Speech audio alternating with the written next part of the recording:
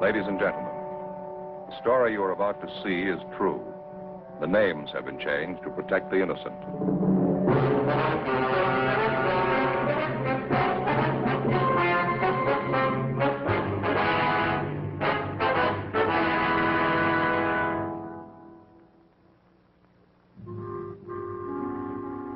This is the city.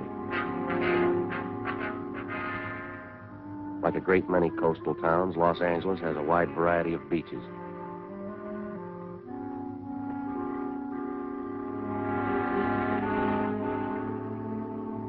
This is Long Beach, California. Like you, when I get a day off, I go here too. I'm a cop. It was Wednesday, March 18th. We were working the day watch out of Robbery Division. My partner's Frank Smith. The boss is Captain Harry Didion. My name's Friday. We'd gotten a report that a hold-up man we'd been after for months had been located. The report said he was armed. We knew he was dangerous. We had to get him.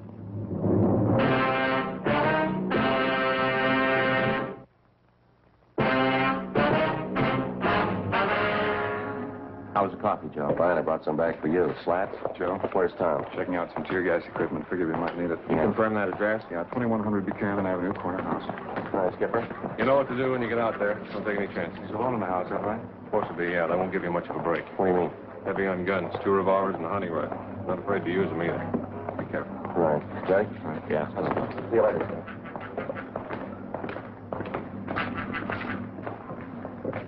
Well, it's a long haul, huh? Hope this washes it up. Hunting rifle and 2 revolvers. What do you think, Joe? 18 robberies in 3 months. You know the guy as well as I do. Yeah. What's your guess? His name was Hoffman, George R. In our files, his criminal record dated back to high school days. Petty theft, grand theft auto, burglary, armed robbery. His record included 2 terms at Preston School of Industry and 1 at San Quentin. Hoffman's latest campaign was a 3-month run of armed robberies. We tried everything we knew to stop him, but it wasn't enough. We'd failed to get a line on him until one of Captain Didion's informants came up with a tip that Hoffman had been hiding out for the past month in a small bungalow on the corner of Buchanan Avenue and Selma Street. According to the information, the suspect had a good supply of food, ammunition, and 3 guns. 10:15 p.m. Together with Sergeants Tom Gaffney and Slats Henry, Frank and I parked our car down the street and started toward the house. As we approached the house, we could see a light burning in one of the front rooms.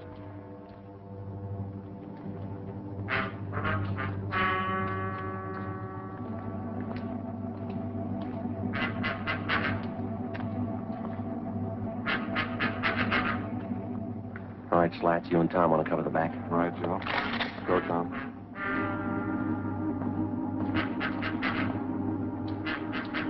All set, Joe? Yeah, let's go. Joe, front window. Yeah. Come on.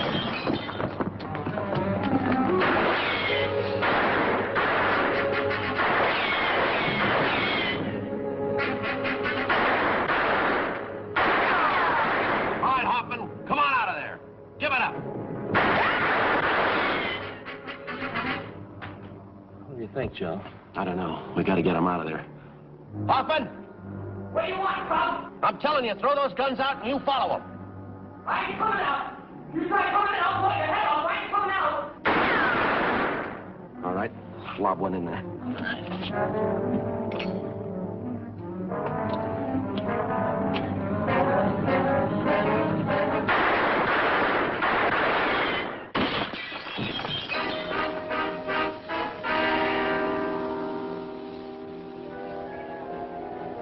What do you think, Joe?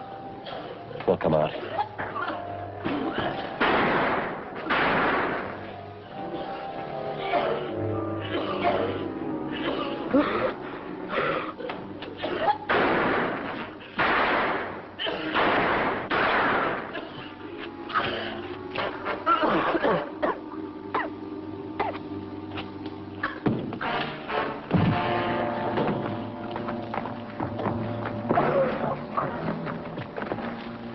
All right, come on, Hopper. On your feet. Come on, get up.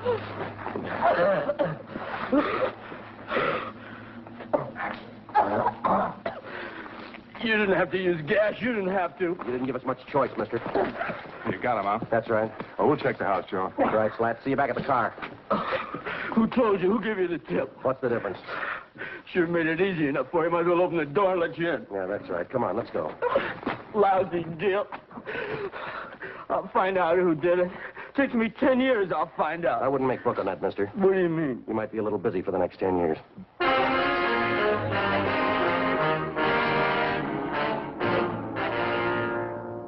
George Hoffman was taken downtown and booked on suspicion of robbery. At a special show-up, he was identified by more than a dozen of his robbery victims. Between his arraignments and his preliminary hearings, we worked together with the district attorney's office in lining up witnesses and preparing the evidence against the suspect. We figured we had an airtight case. Hoffman's trial in Superior Court was set for May 14th.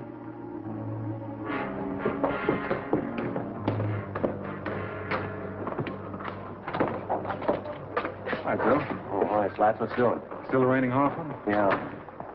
What happened to your eye? How about that? I'll never live it down. Let me see. First real black eye I ever had. Had bruises, you know. They hurt, believe me. Well, how'd it happen? Every week, Gaffney and I go up to the neighborhood boys' club after work to help coach the kids at sports, you know. Yeah, I know. Last week we had boxing lessons. I was coaching this one youngster. He turned out to be a lot quicker than I thought. He really connected. I guess everybody's heard the story by now, huh? Just about. Gaffney took care of that. Captain called me in this morning asking me if I wanted to file assault charges against the kid. Big joke. Never fails. You still coaching up there? Not this week. Kids are supposed to get lessons in wrestling. I'm not taking any chances. Yeah. They've been watching television for months. See you later, huh? Right, Slats. What's going on, Joe? Why, what's doing? George Hoffman. Yeah? Just broke jail. The morning of his escape, Hoffman was scheduled to appear in Superior Court for trial. According to routine, he was taken from his county jail cell on the 12th floor of the Hall of Justice and escorted to the jail shower room on the 14th floor. There, he was to take a bath and change to his civilian clothes for his appearance in court. While he was in the shower room, he turned on the hot water faucets, filling the room with steam to hide his actions from the guard. He succeeded in forcing his way through a door, up the stairs, and got to the roof of the building. Realizing that he couldn't escape down through the building, he dropped over the edge of the roof, down 18 feet, landing on top of a ventilator shaft. From there, using the metal flanges on the shaft, he climbed 7 stories down the outside of the building. At the 8th floor, he kicked open a window and got inside an office of the building. He slugged a bailiff who tried to stop him, and then he ran down the remaining flights of stairs into the street and disappeared into the crowd. 20 minutes later, he robbed a dentist's office at 3rd and Los Angeles Streets and got away. Police and sheriff's deputies covered the city for him. Frank and I were among them. 11:55 p.m. We checked back into the office. Hi, Skipper. How about Hoffman? Anything new? Nothing. Not a trace of him. You must have a good friend someplace in town. Everything's covered. His friends, relatives, his hideout, everyone he knows, every place he's ever been. We plugged every loophole we can think of. The depots, terminals, the airports, still no trace of him. I don't know. Sure is a strange one. No stranger than climbing down the side of a building. Did you check that story out, Captain? It's the truth. Apparently Hoffman planned the thing out pretty carefully. Well, how do you mean? The sheriff's men talked to some of the prisoners in the jail. They said Hoffman was practicing for it since the day we put him in there. He'd work out 5 to 6 hours every night, building up his hands and fingers. Well, how'd he do that? He used the upper bunk in his cell. He'd hang from the edge of it with the tips of his fingers. He'd do it for hours, pulling his body up and down. He made little grooves in the wall, dug his fingertips into them. Prisoners say he got so he could hold himself up like that 10 minutes at a stretch. That's pretty amazing. Robbery, did he? Yeah, little John. I sent him out about 10 minutes ago to relieve you. Should be there any minute. Right. What about our schedule, Skipper? As far as I know, we'll go all night on this. Sheriff's office is same. Uh-huh. You two were relieved at 11:30. Better check back in here at 5:30 a.m., okay? Right. Hot shot. I'll get it.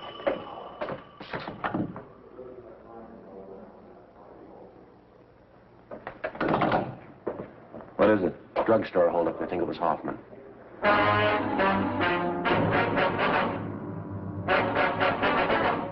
The scene of the holdup was the Rex Lake Pharmacy on the corner of Pico Boulevard and Pine Lake Street.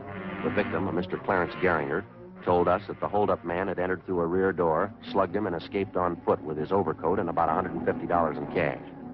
We showed him a number of mugshots. He identified George Hoffman as the bandit. A special detail of men were ordered on a thorough search of the general area around the drugstore. No sign of the suspect. The citywide Dragnet continued all that night and into the next day. No developments. The search went on. A week passed. At 10 p.m. on the day Hoffman was scheduled to be tried in Superior Court, he beat up and robbed a 40-year-old liquor salesman in the Highland Park area. Again, he made good his escape. Routine investigation failed to turn up a thing. We continued to check out every possible lead.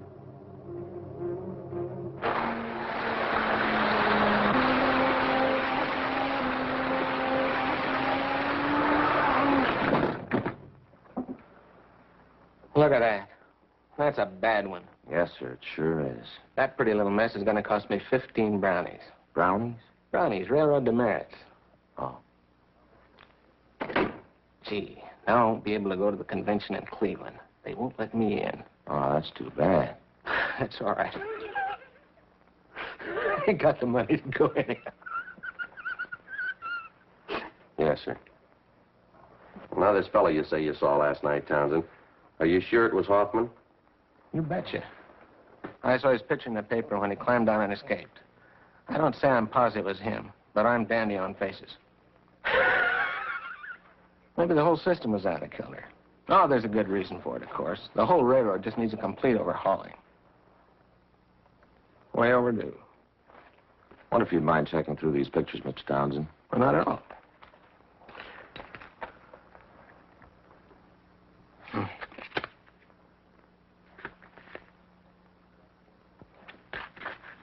Gee, that's a mean-looking one. Well, that looks like Harvey, the president of our railroad club. Which isn't, though. He wears a brush.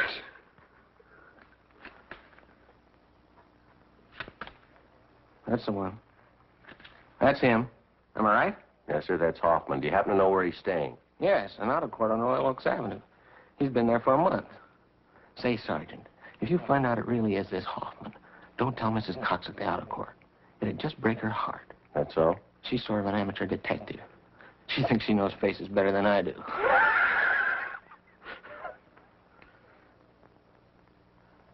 Say, you sure that isn't Harvey?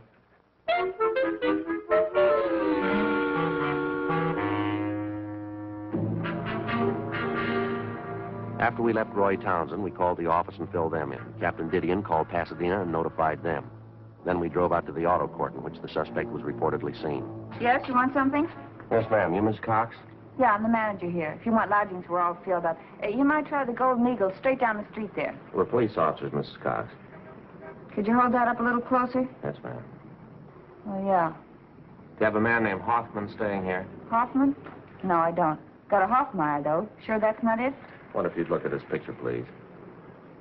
Could you hold that a little closer, please? Yes, ma'am. Could you get a little closer? Well, I'm afraid not, ma'am. Oh, could you step out here, do you suppose? Thank you. Do you recognize him? Yeah, but his name's not Hoffman. It's King. Number 23. It's not in, though. Left about an hour ago. Think so? Yeah. I guess he won't be back for another hour.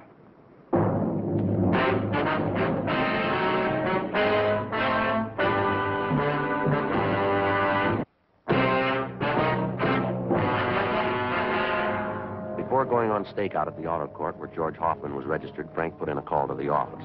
The owner of the court, Mrs. Cox, gave us a pass key to cottage number 23 where the suspect was staying. We advised her to say nothing to Hoffman when he returned. We went to cottage 23 and we waited. An hour passed. Hoffman failed to show. Another hour went by. Still no sign of him.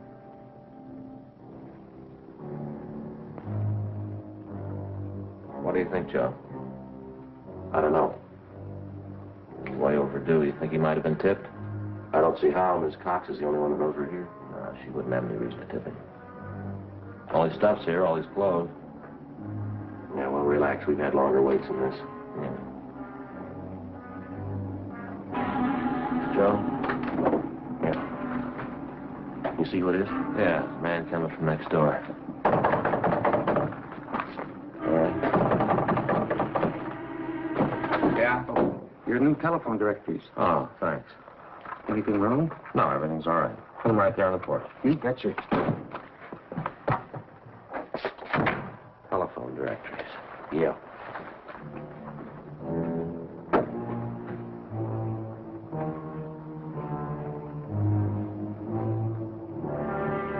We checked with the office. No word. At 5:30, we were still waiting. You know, I was just thinking, Joe. Yeah? What about? That fella Townsend has all those trains. Must be a great hobby, electric trains. It runs into money, doesn't it? It's pretty expensive. I was going to talk to Fay about it. It's real educational. My little boy would get a big kick out of having his own train. Well, don't you think he's a little young? He's only 3 years old, isn't he? Yeah, but I could put it together for him, show him how to run it. Yeah, sure. Officers, it's me, Mrs. Cox. Who am I? Oh, I'm sorry, Miss Cox. Yeah, well, I'm sorry to bother you, but your office just called. They wanted me to give you this. All right. Thank you very much, ma'am. Hope everything's all right. Yes, everything's fine. Thank you. Well, I'll be in my office if there's anything you want. Yes, ma'am. Thank you. What is it? It's from Didion. Yeah. We just picked up Hoffman 10 minutes ago.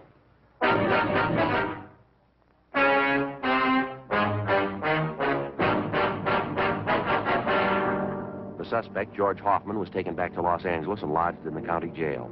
This time, there was no escape. At his Superior Court trial on August 16th, he was convicted on several counts of armed robbery and sentenced to the state penitentiary. From August to January of the following year, the months went fast. We washed up a string of liquor holdups just before Christmas. We got 2 days off. In January, Frank was off work for a week with a bad dose of the flu. Another 5 months went by. Toward the end of June, we got word that George Hoffman was no longer at the state penitentiary. After serving 11 months, the former holdup man had been paroled into the Army with a provision that he serve overseas. Another 3 weeks passed. July 12th, Tuesday. Frank and I had lunch at Eddie's Cafe, and we checked back in at the office. Good meal, huh? Want a soda, man? What for? Well, I don't know about you, but that Eddie can change his menu. Fried beans, some pastrami sandwiches, that's all we ever get. Well, from the way you dug into him, I kind of got the idea you like him. Well, I like them, sure, but eat too much. Look at me. 3 sandwiches and 2 plates of beans. No wonder I can't eat dinner. All right, Joe. Slats? Didn't know you two were back from lunch. Okay if I grab a sandwich? Yeah, sure. Go ahead. We'll cover. Oh, there's someone waiting to see you in the next room. Oh, who is it? I'll get him. You want to come in here? Yeah, thanks. See you later, Joe. Right, Slats. Hi, Friday. Yeah? What's doing? Remember me, George Hoffman? Oh, yeah, Hoffman, in the Army uniform. I didn't recognize you. Yeah, I thought it might fool you. Guess you heard about me. Good break, huh, Sergeant? Oh, I'm glad you feel that way. How you doing with the Army? I'm pretty good enough. Sharpshooter. Yeah, that figures. I like it. Thought I'd drop up and see you fellas. See you still got the same partner. Smith? Yeah, we still work together. Oh, yeah, been a long time, Hoffman. How are you? Pretty good, officer, thanks. Just thought I'd stop by, show you there's no hard feelings. Sure thing. Got any idea when you're going overseas? Boys in my outfit figure day after tomorrow. That's kind of one reason I dropped in to see you. How's that? Well, I know it's pretty nervy, but I got lots of that. See, a bunch of us were on leave till tomorrow noon and figured we'd go out tonight. And I'm a little short. You know how the Army pays. Well, here's a couple of bucks, Hoffman. Will I do you any good? Oh, that's sure swell of you, Sergeant. Thanks a lot. Here's a couple more might help. I can't tell you how I appreciate this. Believe me, I'm going to see that you get this money back. It's all right, Hoffman. Thanks again for the touch. Good of you. Drop us a card if you get a chance. We'd like to know how you're doing over there. Sure thing. Bye, Sergeant. Bye. Good luck to you.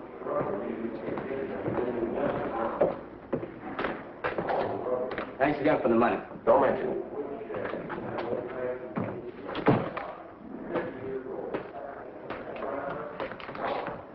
Well, looks like a turn for the better, huh? Yeah. Doggone, it never fails. My last 2 bucks. Well, we had to give him something. Yeah, but what do I do for lunch money tomorrow?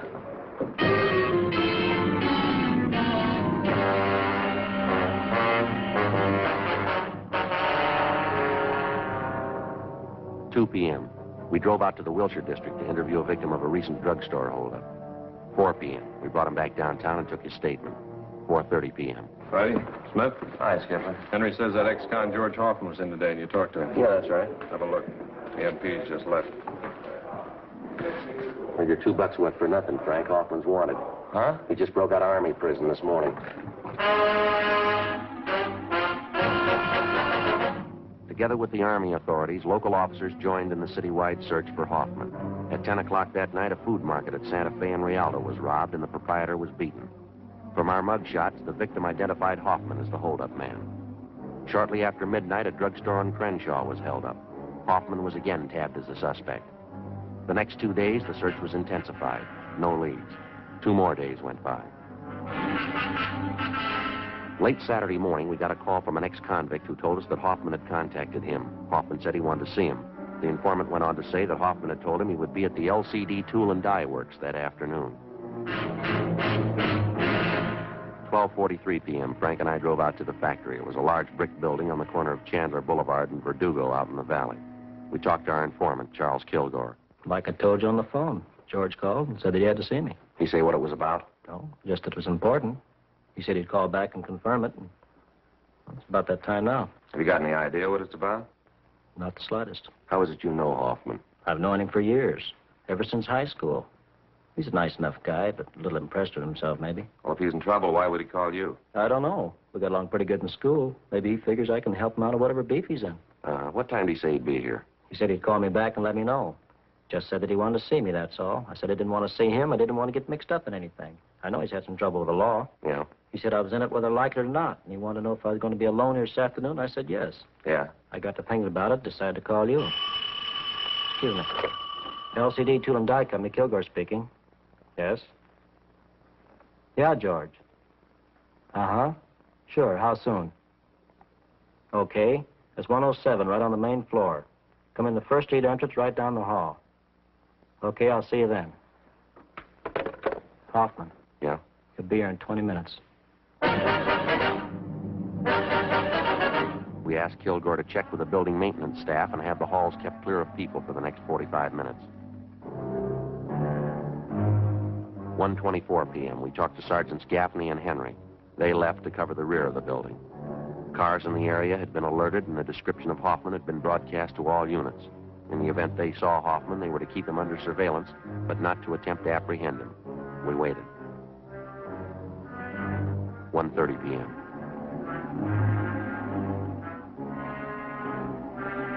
$1:40. 1:46.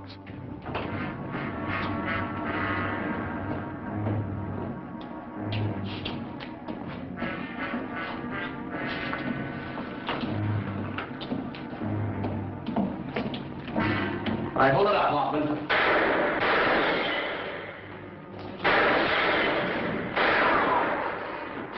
Head on. Take a stairway up.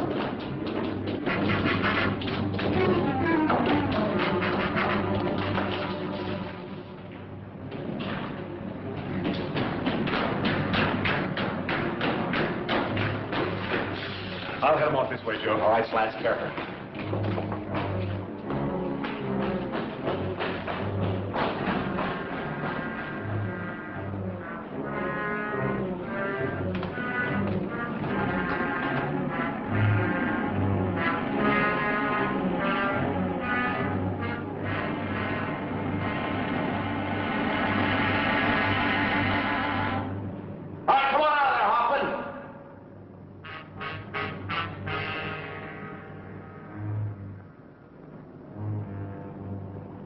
Come on out of there, Hoffman. You got no place to go.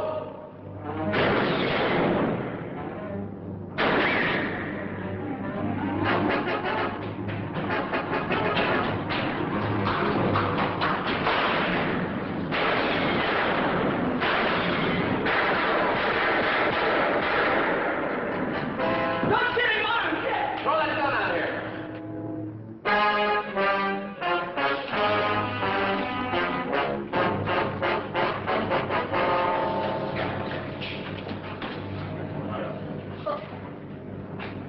All right, let's go, Hoffman. Sure. What good's it gonna do you? I already proved it. I can break jail anytime. I proved it twice. Well, you're going right back in again. What's that prove?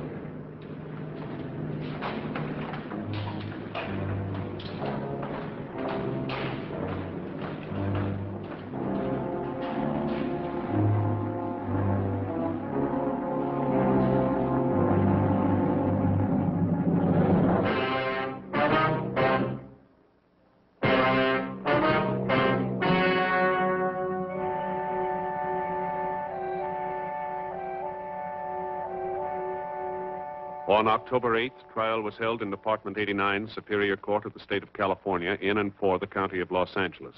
In a moment, the results of that trial.